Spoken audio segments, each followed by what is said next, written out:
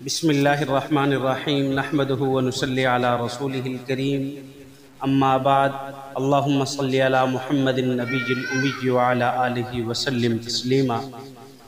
احباب گرامی، آج ہمارا یہ سراجی فی علوم المیراث کا آج چوتھا سبق ہے، کیونکہ پچھلے سبق میں ہم نے میت کے متعلق حقوق اربع بیان کیے تھے، ترکہ کی تقسیم باعتبار ورثہ کے۔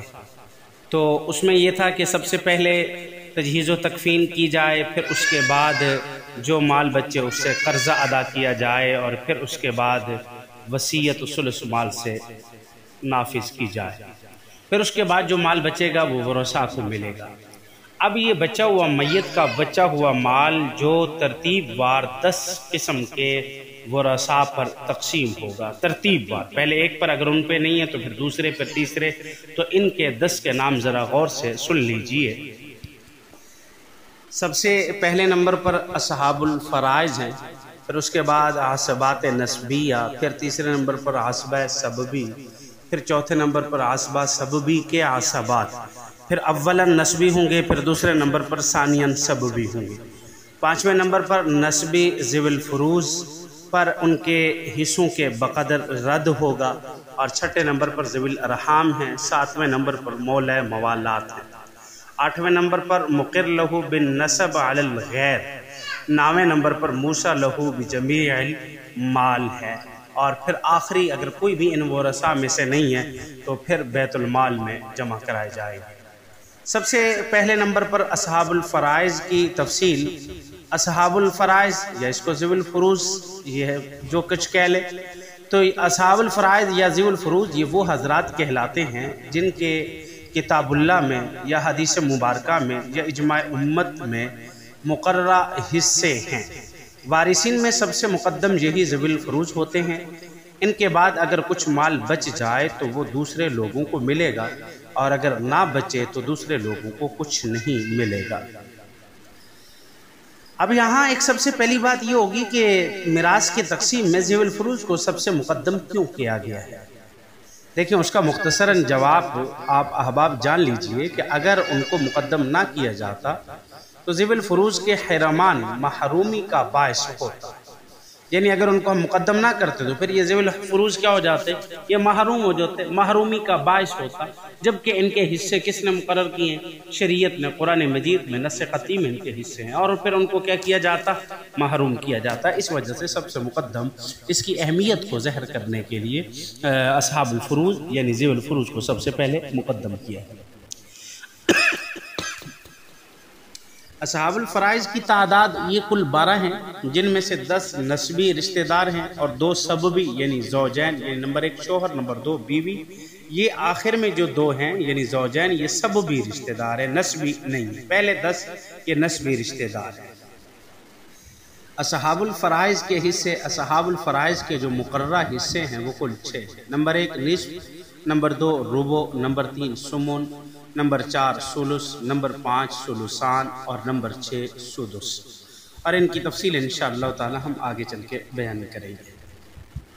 دوسرے نمبر پر عصبات ہیں، یعنی پھر عصبات کی تعریف کیا ہے؟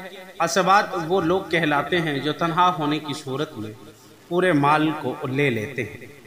اگر دیگر ورثاء کے ساتھ ہوں تو ان کے حصوں سے بچے ہوئے مال کو لے لیتے ہیں، اور اگر کسی اور حصے دار کے لیے کچھ بھی، اور اس کے علاوہ کسی اور حصے دار کے لیے کچھ نہیں چھوڑتے، یعنی جو مال بچ جاتا ہے اگر یہ اکیلے ہیں تو پورا مال ہی لے جاتے ہیں، اور اگر اس کے علاوہ جن کے حصے مقرر ہیں ان کو دینے کے بعد جو مال بچ جاتا ہے وہ ان عصبات کو دیا جاتا ہے۔